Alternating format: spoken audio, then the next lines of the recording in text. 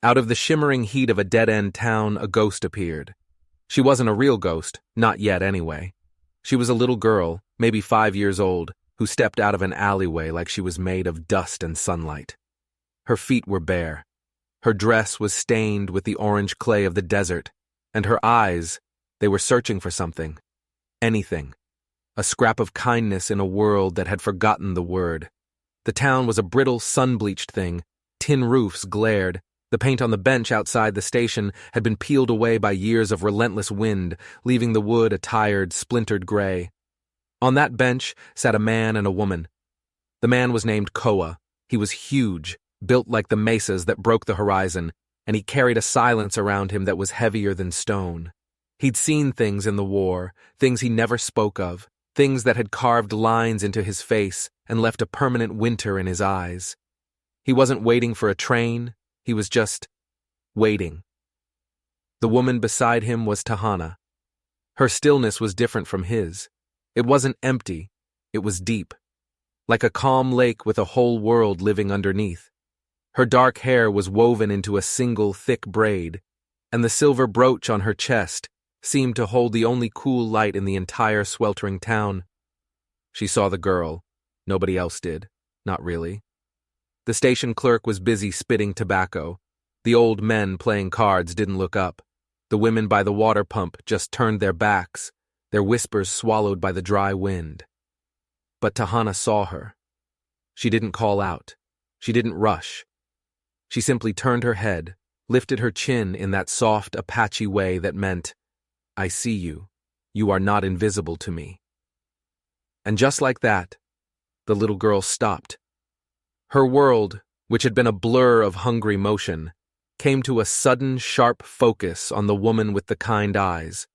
She took a step, then another. Then she was standing right in front of them, so close they could see the dust on her cheeks and the slight tremble in her lower lip.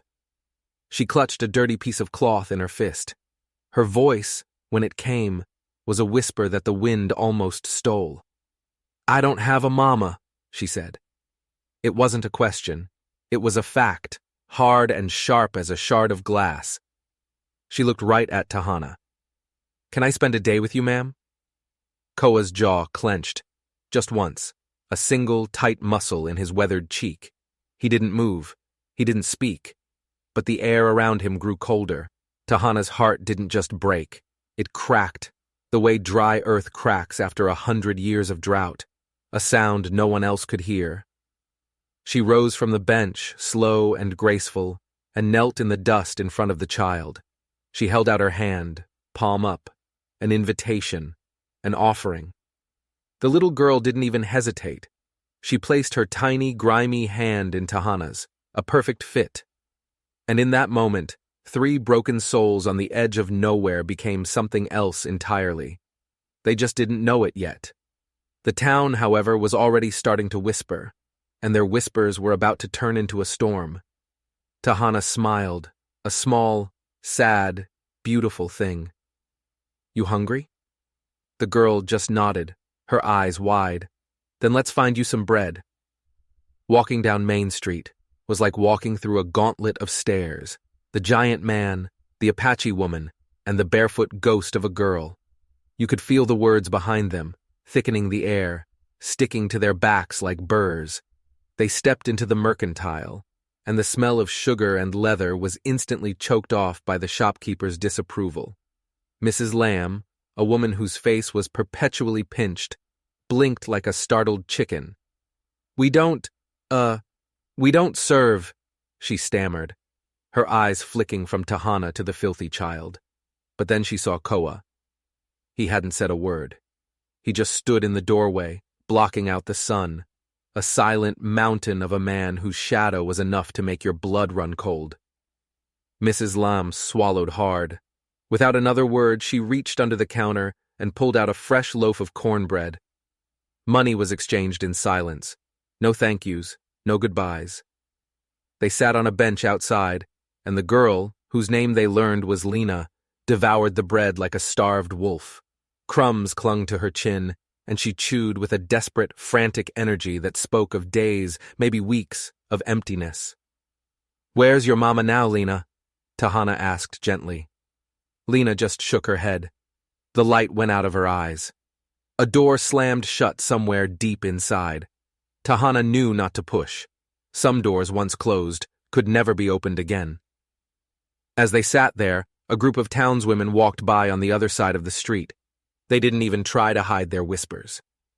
"Is that the orphan from the mill collapse?" one said, her voice sharp as a needle. "Heard she's been sleeping behind the tannery. Poor thing. And now she's with them." The word hung in the air. Them. It was a word that built walls, a word that started wars. Tahana instinctively shifted her body, trying to shield Lena from the poison, as if her own spine could absorb the hate. The mill collapse. Now it made a terrible kind of sense. The whole town knew who she was. They knew her story, and they had all looked away, every single one of them. Until now. Now that she was with them, she was suddenly visible, a problem to be solved, a spectacle to be judged. Koa heard it all. He just kept watching Lena, his expression unreadable, watching her the way a man watches a fire, drawn to the warmth, terrified of the burn. They brought her back to their wagon, a sturdy thing parked at the edge of town where the wild sage began to grow. Tahana cleaned Lena's cracked feet and rubbed them with a salve made of pine resin and sweetgrass. The girl winced at first, then sighed, a long, deep sound of surrender, leaning into the gentle touch as if it were the first kindness she'd ever known. "I don't need to stay forever," Lena murmured, her eyes getting heavy. "Just today." Tahana pulled a thick wool blanket around the girl's small shoulders. Her heart ached with a feeling she hadn't dared to feel in years. It wasn't grief. It was the opposite. A dangerous, fluttering thing called hope. "Then today," Tahana whispered, her voice thick, "you're ours." Outside, Koa sat by the wagon wheel, carving a piece of cedar with his hunting knife. The wood shavings fell at his feet like tiny pale tears. He wasn't looking at them, but his hands, the same hands that could break a man in two, were shaking. Just a little. As night fell, a deeper quiet settled over the desert. Koa built a small fire. The flames danced, casting long, flickering shadows that looked like ancient spirits. He cooked beans and deer meat in a tin pot over the flames, the smell rich and comforting. Lena, wrapped in her blanket, crept closer to the fire. "Can I stir it?" she asked, her voice barely a whisper. Tahana's heart clenched. It was such a small question, but it held a universe of longing. The desire to help, to belong, to be part of something. Tahana guided her small hand on the spoon. Lena spilled a little, and her face fell, her eyes immediately clouding with shame, bracing for a blow that never came. Instead, Koa's deep voice rumbled from across the fire. "It'll taste better with your touch, little one." And for the first time, Lena smiled. A real smile. It was like a flower blooming in the desert, a miracle of light and life. Later, she curled up on a bedroll next to Tahana, the vast, starry sky stretching out above them like a scattered prayer.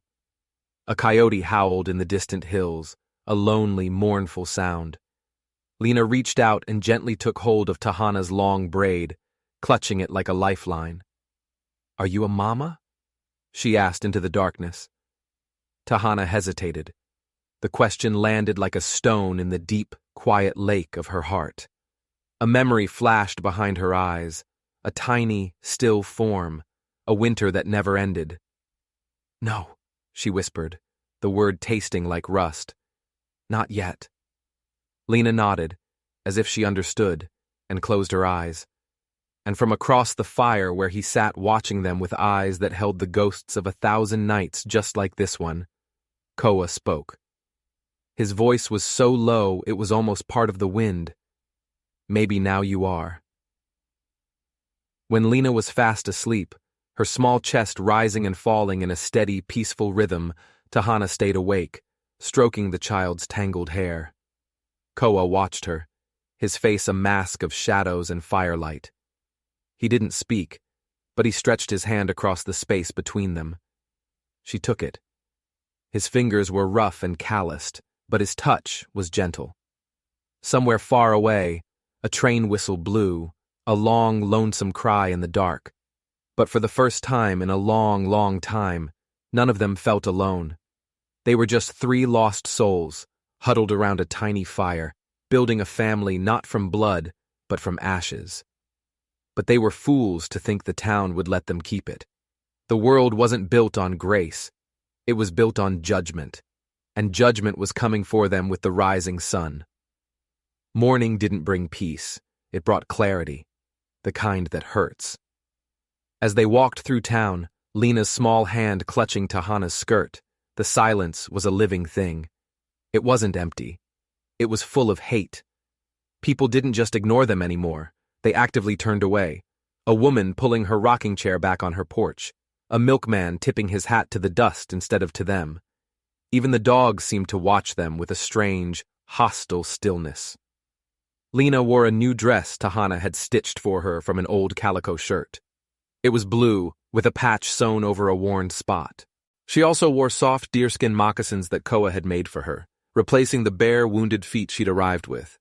She looked cared for. She looked loved, and the town hated them for it. They needed salt and oats, so they had to face the general store again. The air inside smelled of old sugar and disapproval. Mr. Fenley, the owner, stood behind the counter, his eyes flicking from Lena to Tahana like she was a piece of dirt someone had tracked inside. "Well now," he muttered, wiping his greasy fingers on his apron. "You folks starting some kind of school for strays?"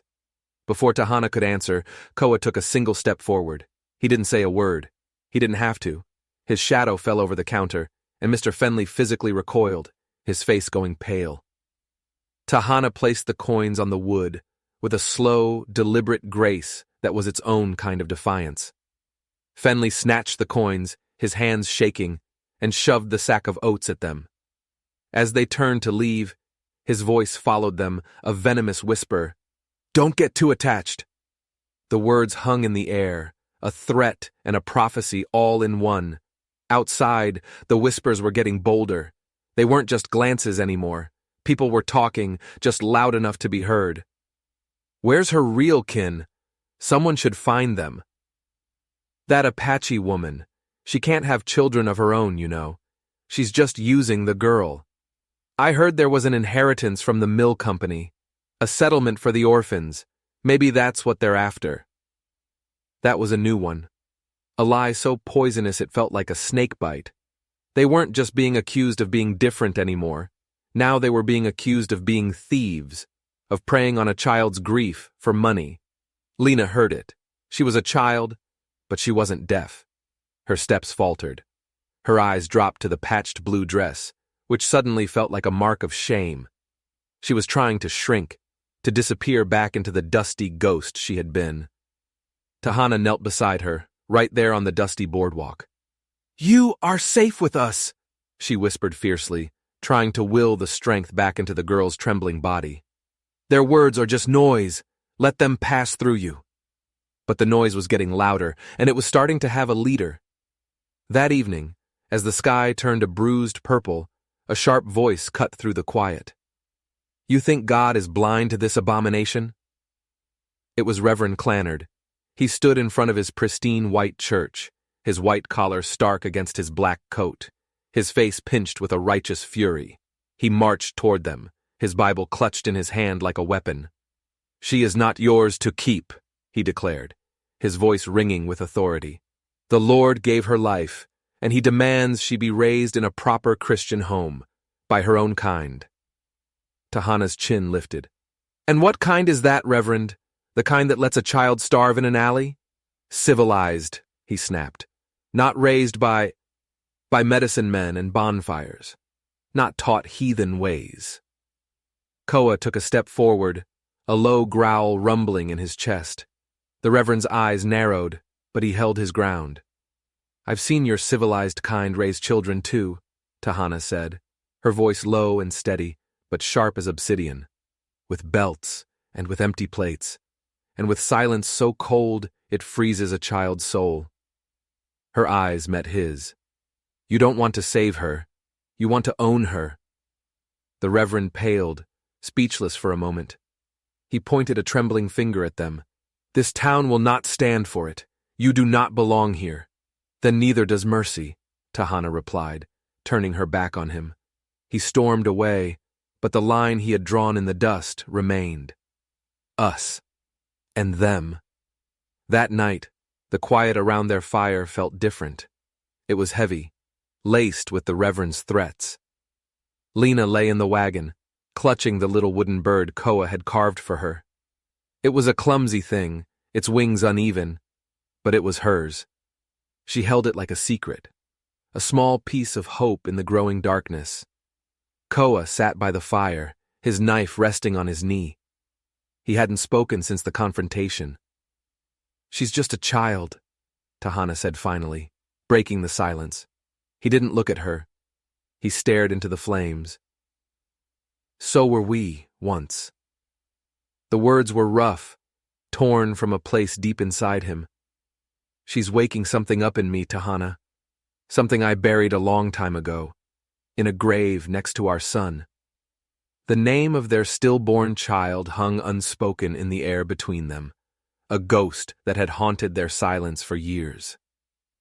Tahana's breath caught in her throat. He had never ever spoken of it, not once. She reached for his hand. He didn't pull away. He gripped her fingers, his knuckles white. The next morning, the fight became official. Widow Agatha Pike, a woman whose heart seemed to be as dried up and bitter as her face, stood on her porch, watching them with cold, calculating eyes. Tahana didn't know it yet, but Agatha was writing a letter, a petition, a legal document to have Lena forcibly removed from their care and placed in a more suitable home. The whispers were over. The war had begun. And Marshal Jed Vaughn, the lawman who was supposed to keep the peace, just leaned against a post at the edge of town, watching it all unfold. He'd fought alongside Apaches in the war. He owed them a debt he could never repay. And now, he was being forced to choose a side. His face was a mask of conflict, a frown carved so deep it looked like it might never leave. The town wasn't just watching anymore. It was choosing. And it was choosing against them. That evening, Lena did something she'd never done before. She didn't sleep by the fire. She didn't wait for an invitation. She crept into the back of the wagon, crawled under the shared blanket between Tahana and Koa, and curled into a tight little ball. A silent plea, a desperate claim. Neither of them moved. Koa's arm hovered in the air, as if he didn't know what to do with this sudden, fragile warmth in their bed. In the darkness, Lena's tiny voice was filled with a universe of fear. Can I stay longer than today? Koa let out a long, slow breath, a sound of surrender. Tahana reached out and stroked the girl's hair. You can stay, she whispered. The words a vow, a prayer, a declaration of war. As long as you want. Outside, a shutter slammed in the wind. A dog barked a sharp warning. The town was gathering its forces. But inside the wagon, under a single blanket, a family had just been forged in the heart of the storm. They had chosen her. And now, they would have to fight the whole world to keep her. The whispers had turned into a roar, but they tried to build a wall of quiet love around Lena. Days were measured in small acts of defiance, mending a fence, weaving flower crowns, teaching a child a lullaby in a language the town had tried to erase. One afternoon, Tahana pulled out a bundle of soft, worn fabric, scraps from old dresses, pieces of shirts Koa no longer wore, colors of sky and earth and sunset. What are you making? Lena asked, her head tilted, watching Tahana's nimble fingers cut and shape the pieces. A dress, Tahana said, her voice soft. Not a patched one. Not a borrowed one. One that is just yours. Lena's eyes went wide. She touched the fabric as if it were spun from moonbeams, a reverence in her small gesture that broke Tahana's heart all over again.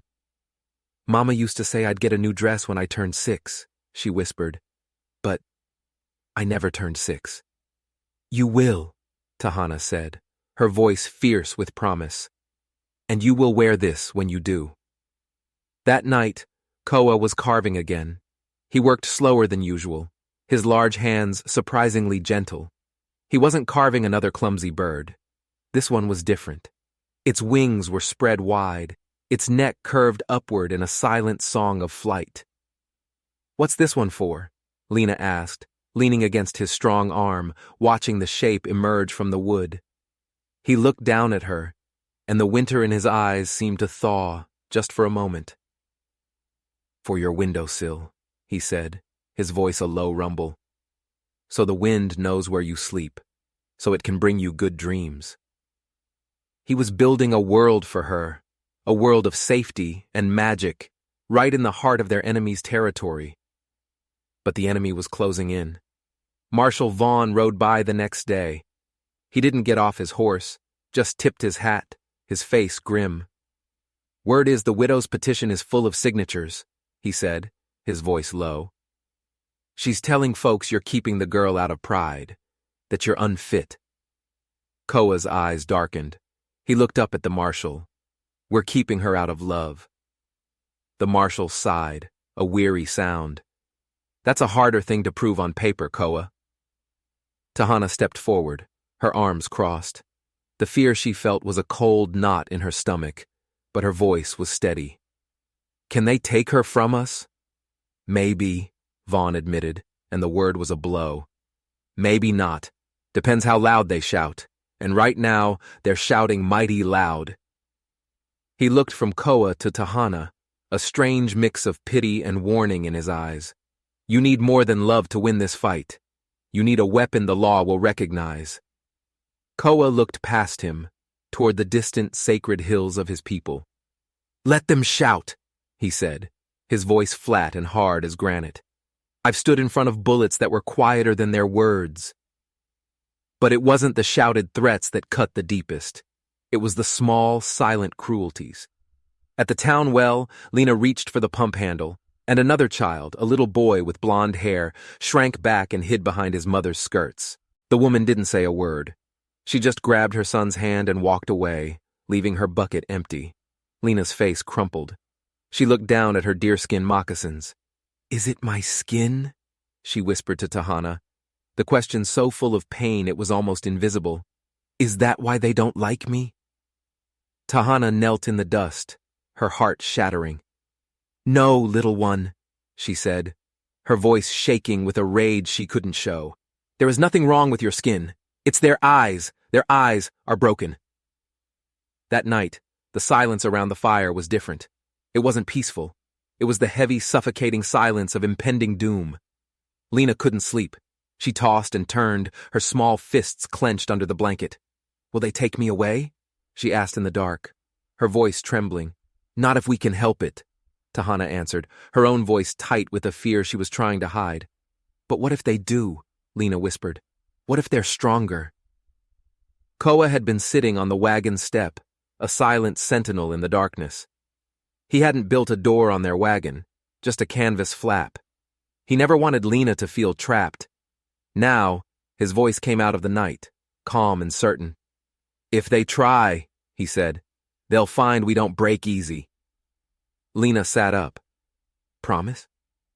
Koa didn't answer right away. He looked up at the vast, uncaring stars. "I've carried heavier things than this, little bird," he said, his voice rough with emotion. "And I have never, ever dropped anything that mattered." It was a vow, a warrior's oath. And then, just as dawn was breaking, the town came for them. Not with whispers, with authority. Reverend Clannard and Widow Agatha stood at the front. Behind them were 3 town elders, their faces grim and set. And behind them all, his badge looking tarnished in the morning light, was Marshal Vaughn. He looked like a man being forced to walk to his own execution. "This is not a trial," the Reverend announced, his voice booming with false piety. "It is a reckoning.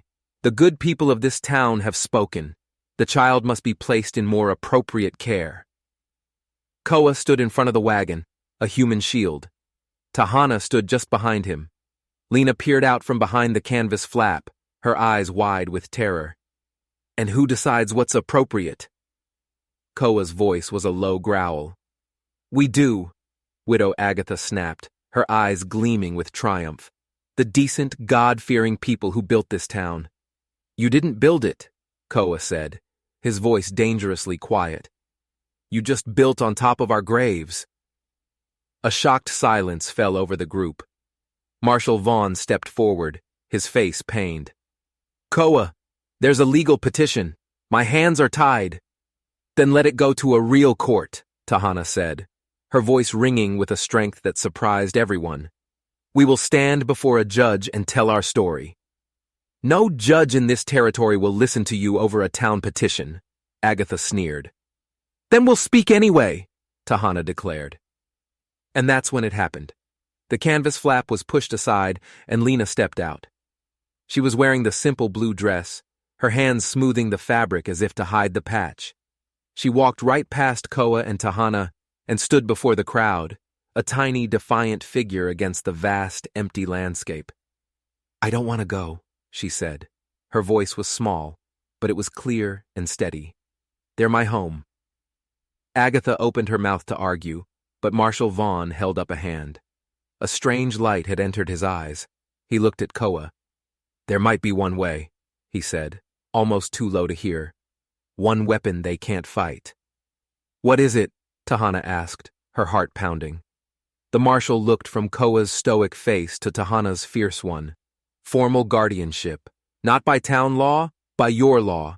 If you submit to tribal guardianship, if your council agrees to vouch for you, their petition might not mean a thing. It would be a nation's law against a town's opinion." A stunned silence. It was a move no one had anticipated, a path no one had seen. It meant making it official, binding themselves to this child not just with love, but with the sacred laws of their people. Koa looked at Tahana. Her eyes were shining. She nodded once. Then she looked down at the brave little girl standing between them. "Then let's make it official," she said. That night, while the town slept, convinced of its victory, Koa saddled his horse. Under the light of a slivered moon, he rode out, heading for the tribal lands, for the elders, for the one piece of paper that could save their family. He left Tahana and Lena alone, two females surrounded by enemies, with nothing but a canvas flap for a door and a dying fire for warmth. The fight wasn't over. It had just entered a new, more dangerous stage, and everything now depended on the journey of a lone rider in the dark. 3 days, 3 eternities. For 3 days, the world held its breath. Lena stood at the fence line for hours, her small hands gripping the rough wood, her eyes scanning the empty horizon where Koa had disappeared. She was taller now, just enough that her chin cleared the top rail. She didn't say his name, didn't ask when he was coming back. She just watched. Tahana knew the fear that was coiling in the girl's stomach. It was the same fear that lived in her own, the fear of abandonment. She worked around the wagon, planting rosemary, her hands busy, her mind screaming. What if he didn't make it? What if the elders refused? What if he just never came back? "He's not lost," Tahana said one afternoon, her voice louder than she intended. "I didn't say he was," Lena mumbled, not taking her eyes off the horizon. On the third evening, as the sun bled across the sky, Tahana brought out a carefully wrapped package. Inside was the new dress she had been making. It was a pale blue calico, simple and clean, with no patches. Around the hem, she had stitched a constellation of tiny white stars, one for each night Lena had slept safely with them. "You'll need to look strong tomorrow," Tahana said, her voice thick. The marshal had sent word. The judge wanted to see them at dawn, with or without Koa, with or without the tribal papers. The town was forcing a decision. "Strong doesn't come from a dress," Lena whispered, but she held the fabric to her chest like a shield. "Do I have to talk? In front of them all?" "Only if you want to," Tahana said. "But sometimes a child's truth is the loudest sound in the world." Neither of them slept that night. The moon hung fat and low in the sky, a silent witness. Every gust of wind sounded like hoofbeats. Every shadow looked like a threat. And then, just as the first hint of gray touched the eastern sky, they heard it. A sound that was real. Hoofbeats. Fast and steady. Lena was out of the wagon in a flash, barefoot, the new dress half-buttoned, her heart in her eyes. A cloud of dust rose in the distance, and out of it emerged a single rider. Koa.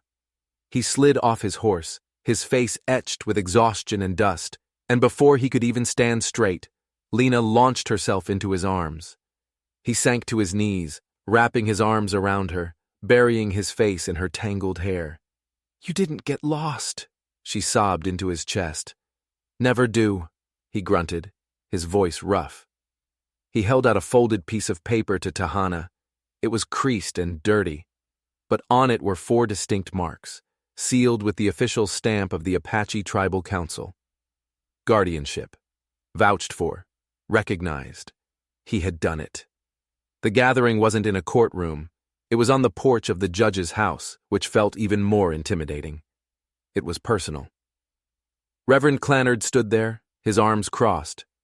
Widow Agatha was there, her face a mask of smug certainty. The town elders were there, a jury of cold stares. Judge Heron Cross, a man with a face like a weathered map, looked down at them from his porch. "You understand this is highly irregular," he said, his voice skeptical as he took the paper from Koa. He read it once. Then he read it again. A flicker of something, surprise, respect, crossed his face. "And the girl?" the judge asked, his eyes finding Lena. This was it, the moment of truth. Lena stepped forward, her small shoulders squared, the new blue dress looking stark and brave against the dust. She looked right into the judge's eyes. "I want to stay," she said, her voice clear and pure. "They're my home." "Home isn't always enough, child," Agatha sneered from the side. Lena turned her head, her gaze sweeping over the hostile faces of the townspeople who had watched her starve. Then she looked back at the judge. "I used to dream of fire every night," she said, her voice trembling but strong. "The mill. I don't have those dreams anymore. I sleep all night. They sing to me." She took a deep breath. "You never asked me what I need," she said, looking directly at Widow Agatha. "You just decided where I fit. I'm not a piece of furniture." A shocked silence fell over the porch. The raw, unvarnished truth from the mouth of a child had done what no argument could. It had stripped away their self-righteousness and left their cruelty bare. Judge Cross stared at Lena for a long, hard moment. He cleared his throat. "I see," he said, his voice suddenly heavy. He folded the tribal document and tucked it into his coat pocket. "Guardianship is recognized by a law older than this town." He looked at Agatha and the Reverend. "This matter is closed." He turned and walked back into his house, shutting the door behind him. It was over. They had won. As they walked away, the stunned silence of the townspeople following them, Lena slipped her hand into Koa's on one side and Tahana's on the other. They didn't speak. They didn't need to. That night, for the first time, their little camp didn't feel like a temporary stop. It felt like a foundation. They lit a fire. They made fried bread. Lena laughed, a full, bubbling sound of pure joy, as she wiped a smear of flour from Tahana's nose. Later, as a blanket of stars covered the world, a rider approached. It was Marshal Vaughn. He didn't say a word. He just handed Koa a folded slip of paper. It was the official town document, stamped and signed by Judge Cross. No further inquiry. Case closed. Lena looked up at them, her eyes shining in the firelight. "So, I get to stay?" Koa knelt down in front of her, his big, rough hands gentle on her shoulders. The winter was gone from his eyes, replaced by a warmth that felt like the summer sun. "No, little bird," he said, his voice thick with an emotion he could no longer hide. "You don't get to stay. You are staying. This is your home now." She threw her arms around his neck, then Tahana's, and then she spun in a circle, laughing, her joy so loud and pure it felt like it could heal the whole broken world. But the world wasn't healed. It was just wounded. And a wounded animal is the most dangerous kind. As Lena slept peacefully in the wagon, the carved bird and a new carving of a deer watching over her from the sill, Koa saw a flicker of movement at the edge of the firelight. It wasn't the wind. Widow Agatha was back. And she hadn't come alone. The peace lasted for all of 2 hours. It was a fragile, beautiful thing, like a bubble of glass, and it was about to be shattered. Koa saw them first, shadows detaching from the deeper darkness at the edge of their camp. It was Widow Agatha, her face twisted with a rage that went beyond reason. With her were 2 men he didn't recognize, hired muscle from the sound of their low, rough voices, and trailing behind them, looking sick with conflict but there all the same, was Reverend Clannard. They weren't here to talk. Agatha was holding a rifle. "You think a piece of paper from a half-senile judge settles this?" she hissed, her voice shaking with fury. "You think you can just steal a good Christian child?" Koa moved, placing himself between them and the wagon where Lena slept. He didn't reach for the rifle leaning against the wheel. Not yet. "It's done, Agatha," he said, his voice a low warning. "The law has spoken. Go home." "This is our home," she spat, "and we are taking back what belongs to this community." "She doesn't belong to a community," Tahana said, stepping up to stand beside Koa, a wooden spoon still clutched in her hand like a weapon. "She belongs to a family. Our family." One of the hired men, a jumpy-looking youngster with scared eyes, took a step forward. His hand hovered over the pistol at his belt. "The lady says the girl comes with us," he stammered, trying to sound tough. "I'd rethink that," Koa said, his voice dropping to a deadly calm. The air grew thick and cold. This was the voice of the man who had survived the war. The man flinched, but he looked at Agatha, who gave him a sharp nod. He drew his pistol. It was a clumsy, panicked movement. He never got the chance to aim. In a blur of motion too fast to follow, the carving knife left Koa's hand. It didn't spin. It flew straight and true, a silver streak in the firelight. It struck the man's gun hand with a sickening thud. He screamed, a high, thin sound of shock and pain, and his pistol clattered to the ground. The knife had gone straight through his wrist, pinning his hand to the wooden frame of a nearby water barrel. Absolute silence. No one moved. No one breathed. They just stared at the screaming man, the knife, and the dark blood beginning to well up around it. They had come for a child. They had found a demon. Agatha stared, her face white with shock, the rifle trembling in her hands. The Reverend looked like he was going to be sick. "You brought war to a cook fire," Koa growled, taking a step toward them. "You're a savage!" Agatha shrieked. "No," Tahana said, her voice cutting through the night, cold and clear as ice. "He's a father, and you just threatened his child." The flap of the wagon was thrown back. Lena stood there, not crying, not screaming. Her face was pale, but her eyes were burning with a righteous fire of her own. She had been woken not by the shouting, but by the sudden, terrifying silence that followed the scream. And that's when they heard the hoofbeats. This time it was Marshal Vaughn, drawn by the sound of the scream. He took in the scene in a single, sweeping glance. The man pinned to the barrel, the rifle in Agatha's hands, the terror on the Reverend's face, and the unyielding fury on Koa's. "Agatha," the marshal said, his voice dangerously quiet as he dismounted. "Give me the rifle." "He attacked us! He's a monster!" she cried. "He defended his home," Vaughn corrected, his eyes hard as stone. He walked over and plucked the rifle from her unresisting hands. "I signed a paper today, a legal document. It says this girl is under their protection, and you came here tonight, armed, to take her by force. In the eyes of the law, that's not a rescue. That's a kidnapping. That's an attack." He looked at the Reverend. "Go home, Reverend, and pray your God has a forgiving nature." He looked at the other hired hand, who had his hands up in surrender. "Get your friend and get out of my sight. If I ever see you in this county again, I'll arrest you for breathing." They scrambled to obey, pulling the knife free with a gut-wrenching scream, half carrying their wounded companion as they fled into the darkness like the cowards they were. Agatha stood alone, defeated, her face a ruin of hate and humiliation. "The town won't forget this," she whispered, a final, pathetic threat. "Yes, they will," Tahana said quietly, They're very good at forgetting things they don't want to see. The marshal tipped his hat, not to Agatha, but to Koa and Tahana. And then he looked at Lena, standing brave and silent in the opening of the wagon. He tipped his hat to her, too. An acknowledgement, a sign of respect. Then he mounted his horse and rode away, leaving them in the sudden ringing silence. The fire had burned low. Koa walked over and retrieved his knife, wiping it clean on the leg of his pants before sheathing it. The immediate danger was gone, but the night was forever changed.